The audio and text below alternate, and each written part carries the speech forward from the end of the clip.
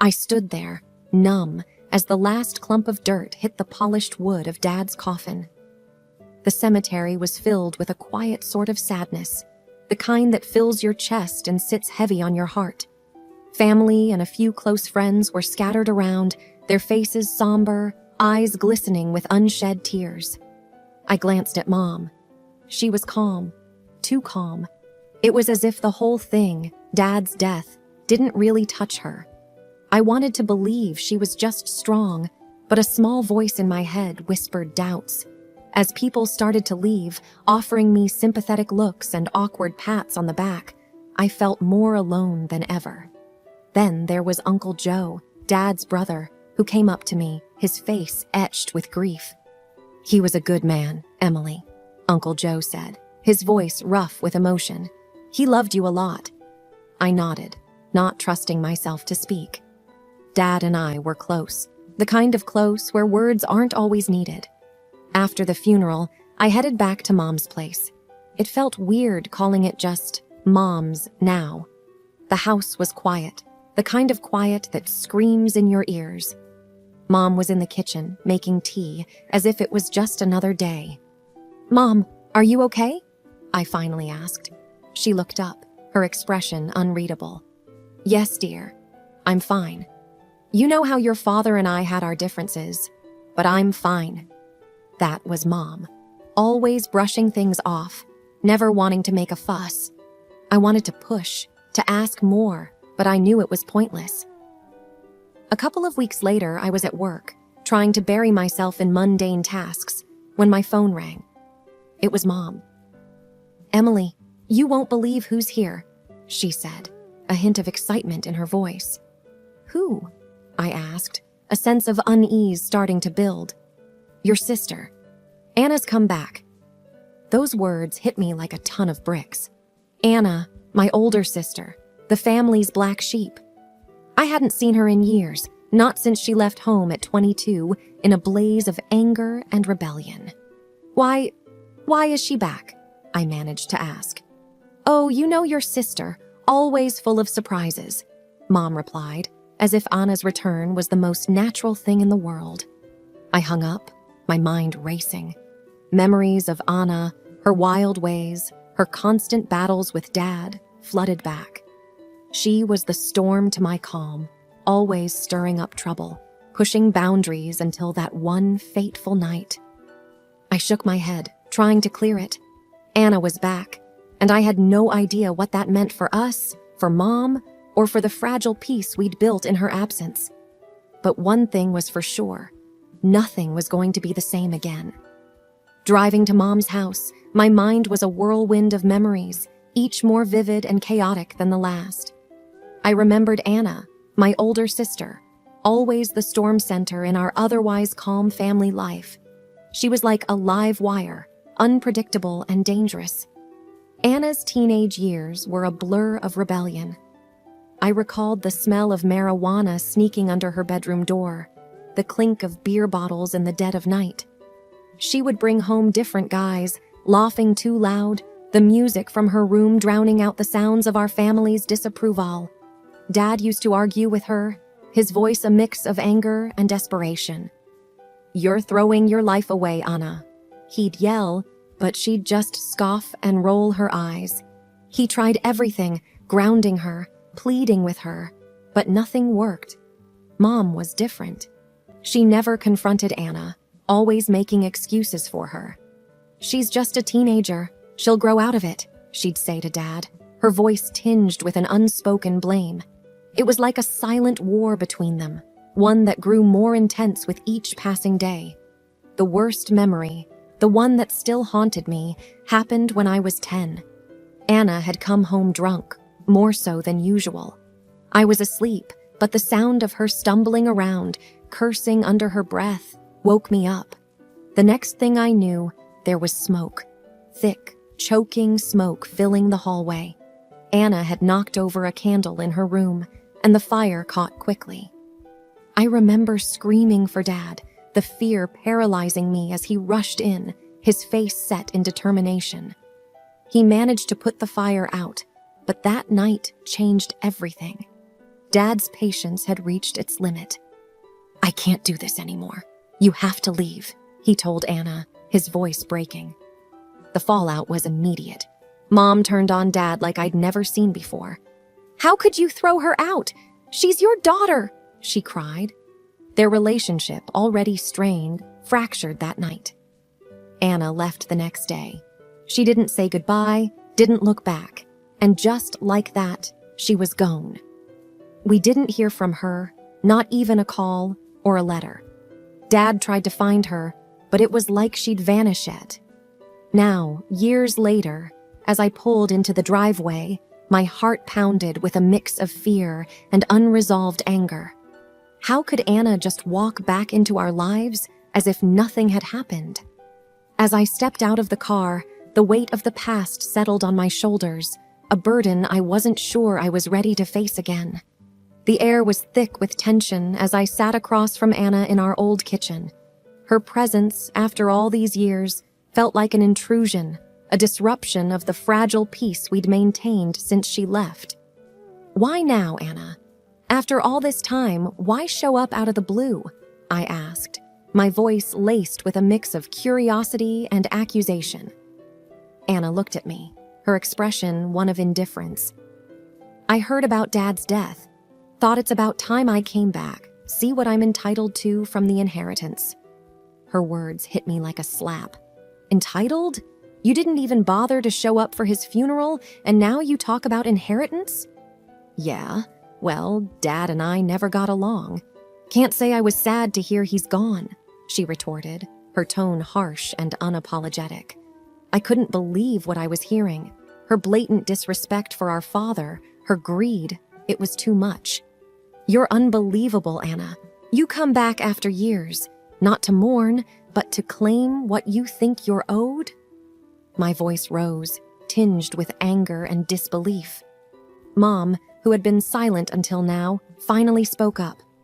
"Emily, that's enough. Anna has every right to be here. She's family." Family? She's been gone for years, not even a call, and now suddenly she's family? I couldn't hide the bitterness in my voice. "Emily, I won't have you speak to your sister like that. She's been through a lot," Mom said, her voice firm, siding with Anna. Anna smirked, as if pleased with Mom's defense. "See, Mom understands. I'm back now, that's what matters."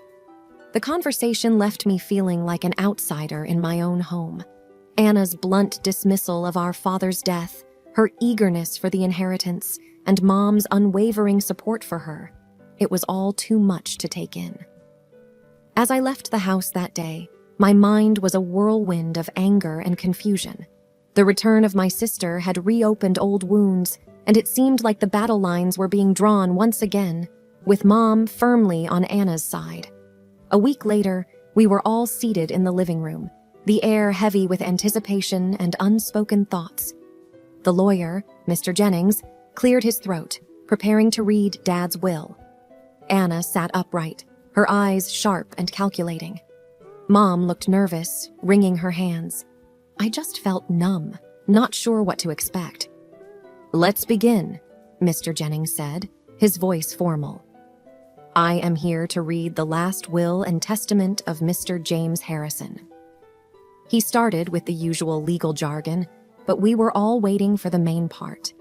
The distribution of the assets. My heart raced as he finally got to it.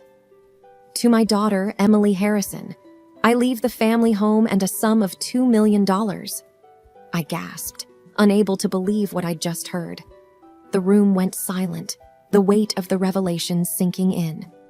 "And to my daughter, Anna Harrison, I regretfully leave nothing due to her estrangement and actions that have caused deep pain to this family." Anna's face contorted with rage. "What? Nothing? This is bullshit." Mom's face was a mix of shock and disappointment. "James, how could you?" she whispered, more to herself. Mr. Jennings continued, unfazed by Anna's outburst. "And to my wife, Mary Harrison, I leave a monthly allowance to ensure she is cared for." "That's it? A monthly allowance?" Mom's voice was tinged with disbelief and hurt. Anna slammed her hands on the table, standing up abruptly. "This is unfair. He had no right to cut me out like this." I found my voice. "Dad made his decision, Anna. Maybe if you'd been here, been part of this family, it would have been different." "Shut up, Emily. You always were the golden child, weren't you? Dad's little favorite." Anna spat, her eyes blazing with anger.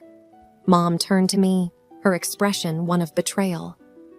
"Emily, can't you do something? Share the inheritance?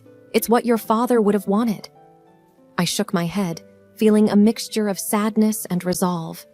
"I can't believe you're asking this, Mom. After everything, Dad's wishes should be respected."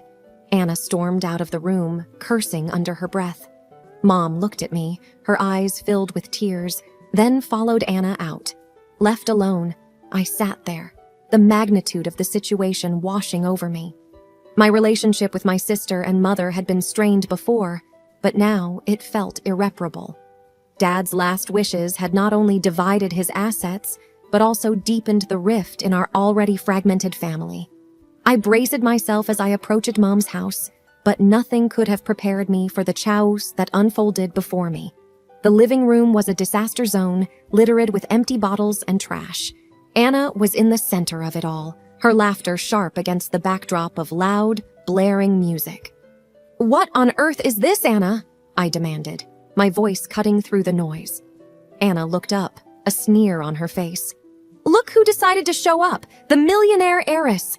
Her friends eyed me with a mix of curiosity and disdain. I ignored them and turned to Mom, who sat quietly, looking lost and overwhelmed. "Mom, how can you let her do this?" Mom's response was a mere whisper. "She's just trying to cope." "Cope? By turning our home into a bar?" My anger was rising, fast and hot. "Oh, please, spare me the lecture," Anna slurred, her face inches from mine. "You always were Dad's little princess, but now I'm taking back what's mine. Let me have my fun." "This isn't fun, Anna. It's a disaster. You need to leave," I said firmly. That's when Anna's face twisted into a sneer. "Make me leave, Emily. I dare you." I took a step forward, but before I could say anything more, Anna's hand flew up and struck me across the face. The slap echoed in the room, a stark, painful sound. I touched my cheek, disbelief and pain mingling on my face. "That's it. I'm calling the police." Anna's laughter was cold. "Go ahead. Call them. See if I care." I dialed the police, my hand shaking with a mix of fear and anger. As the officers arrived, they assessed the situation quickly. Anna's bravado crumbled as they led her away, her protests and insults trailing behind her. I expected Mom to be shocked, maybe even relieved, but her reaction stunned me. "How could you do this to your own sister?" Mom accused, her eyes filled with tears and anger. "She slapped me, Mom. She was destroying your home," I protested, still reeling from the slap and the surreal turn of events. Mom shook her head, her voice trembling with emotion. "She's still my daughter, and you've turned against her." I stood there, speechless. The police car drove away, taking Anna with it, and the reality of what had just happened sank in. My own mother, siding with Anna after everything that had just transpired. As I left the house, the weight of Mom's words and Anna's actions hung heavily on me. The rift in our family had deepened, perhaps beyond repair, and in that moment, I felt more alone than ever. The days following the incident were some of the hardest I'd ever faced. The image of Anna being led away by the police and Mom's accusing words haunted me. I felt torn, unsure of my next move. Sitting in my quiet, orderly living room, I called my best friend, Laura, needing someone to talk to. "Hey, Laura, it's Emily. I don't know what to do." Laura's voice was gentle, a soothing contrast to the turmoil I felt. "What happened, Em?" I recounted the events, my voice wavering as I relived each painful moment. "Emily, you can't keep doing this to yourself. You've done everything you can for your family," Laura said, her tone firm yet kind. "But Mom, She sided with Anna. After everything Anna did, I replied, the hurt evident in my voice. Sometimes, Emily, you have to think about yourself. You can't fix everything, and you can't keep sacrificing your well-being for them. Her words hit home. I knew she was right, but the thought of cutting ties with my family, especially Mom, was overwhelming. I know you're right, Laura. It's just hard to accept. It is hard, but sometimes the hardest decisions are the ones we need to make for our own good. Laura's words stayed with me long after we ended the call. I knew what I had to do, as painful as it was. I couldn't let the chaos and dysfunction of my family drag me down any longer. A few days later, I visited Mom. She was cold, distant. The warmth that once defined our relationship seemed to have vanished. Mom, we need to talk. I started, my voice steady but my heart aching. About what, Emily? Have you come to take more away from me? Her words were sharp, cutting. Mom, I came to say that I can't keep doing this. What happened with Anna, your reaction? It's too much. I need to step back. Mom's face hardened. So you're abandoning your family, just like that? It's not abandoning, Mom. It's about self-preservation. I can't keep being the one who fixes everything, especially when it hurts me. Mom looked away, her expression unreadable. If that's your decision, then so be it. Leaving Mom's house that day was one of the most difficult things I had ever done. The finality of it, the sense of a chapter closing, was almost too much to bear. But as I drove away, I knew deep down it was the right decision.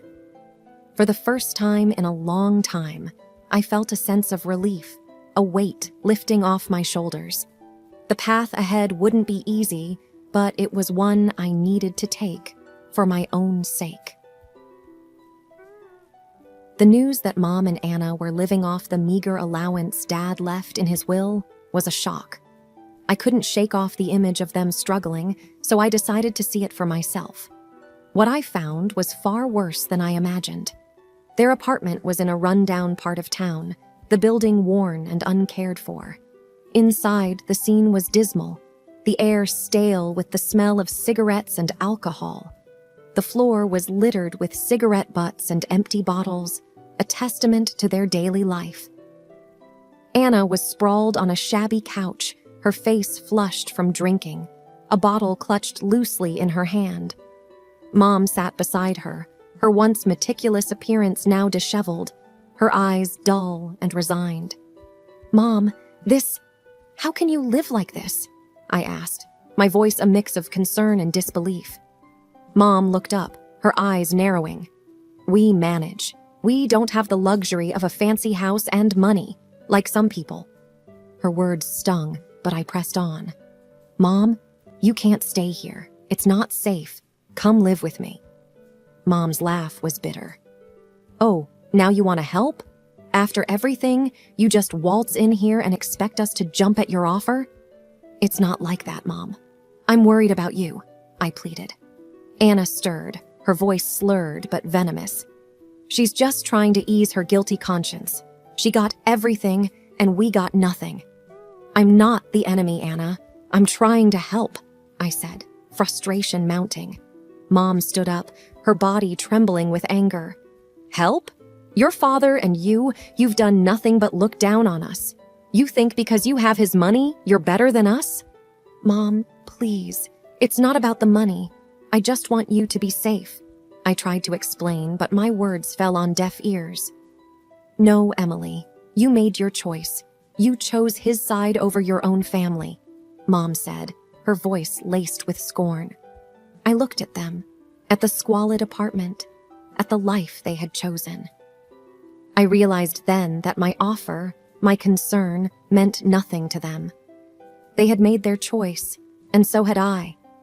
As I left, the door closing behind me felt like the end of an era. The pain of their rejection, the harshness of their words, and the reality of our broken family hit me all at once. Walking away, I knew this was the last time I would try to bridge the gap between us. It was time to let go, not out of indifference, but out of a need to find my own peace. The path ahead was uncertain, but it was mine to walk, free from the shadows of a past that I could not change. In the months that followed my decision to walk away from Mom and Anna, I found myself grappling with a mixture of emotions. There were moments of intense loneliness, punctuated by feelings of liberation. It was a strange, bittersweet freedom. One evening, as I sat in my living room, the silence not as oppressive as it used to be, my phone rang. It was Laura. "Hey, Emily, how are you holding up?" she asked, her voice always a source of comfort. "I'm okay, Laura. It's been tough, but I'm getting there," I replied, a hint of resolve in my voice. "You know, Em, sometimes the hardest decisions lead to the best outcomes. You're strong, and you'll get through this." Her words were a reminder of the strength I had found in myself, a strength I never knew I had. "Yeah, I'm starting to see that. It's just, I miss them, you know?" "It's natural to miss them, Emily. But remember, you're moving forward for a reason." Laura was right. I had made a choice, not just for my well-being, but also to break free from the cycle of dysfunction and pain. In the following weeks, I threw myself into work and started volunteering at a local community center. Helping others brought a sense of purpose and fulfillment that I hadn't felt in a long time. One day, while organizing a charity event at the center, I met Tom, a co-volunteer. His easygoing nature and sense of humor were refreshing. "You're doing a great job, Emily," Tom said as we set up tables for the event. "Thanks, Tom. It feels good to be a part of something positive," I responded, smiling genuinely for the first time in what felt like forever. As we worked together, Tom and I shared stories about our lives, and I opened up about my family, something I hadn't done with anyone in a while. "It sounds like you've been through a lot, but you're turning it into something good," Tom said, his eyes reflecting a mix of admiration and empathy. "Yeah, I guess I am," I said, a sense of pride swelling within me. As the event came to a close, I realized how far I had come. The journey hadn't been easy, but it was mine. I had faced my family's shadows, the pain, and the turmoil, and emerged stronger. Moving forward didn't mean forgetting the past. It meant learning from it, growing, and finding joy in new beginnings. It was about embracing the uncertainty of the future and the possibilities it held.